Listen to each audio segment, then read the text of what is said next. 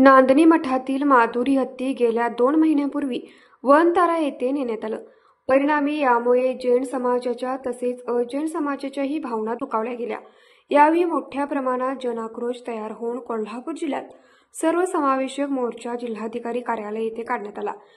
यावेळी संपूर्ण महाराष्ट्राचे लक्ष माधुरी हत्तीच्या परतीच्या निर्णयाकडे लागले होते. परिणामी अद्यापही माधुरी हत्ती नांदणी मठात परत न आल्याने जैन समाजासह अन्य समाजाच्याही भावना दुखावल्या गेल्या असल्याने तिच्या परतीसाठी सार्वजनिक गणेशोत्सव मंडळाच्या डिजिटल कमानीवरती माधुरी हत्ती परत यावी यासाठी आवश्यक असणारी घोषवाक्य व माधुरी हत्तीचे फोटो छापल्याचे चित्र दिसत असून माधुरी हत्ती परत नांदणी मठात यावी यासाठी न्यू अंकुश तरुण गणेशोत्सव मंडळाने आपल्या भावना डिजिटल बोर्डच्या माध्यमातून व्यक्त केल्याचे चित्र दिसत आहे. न्यूज मराठी 24 साठी विनोद शिंगे, कुंभोज.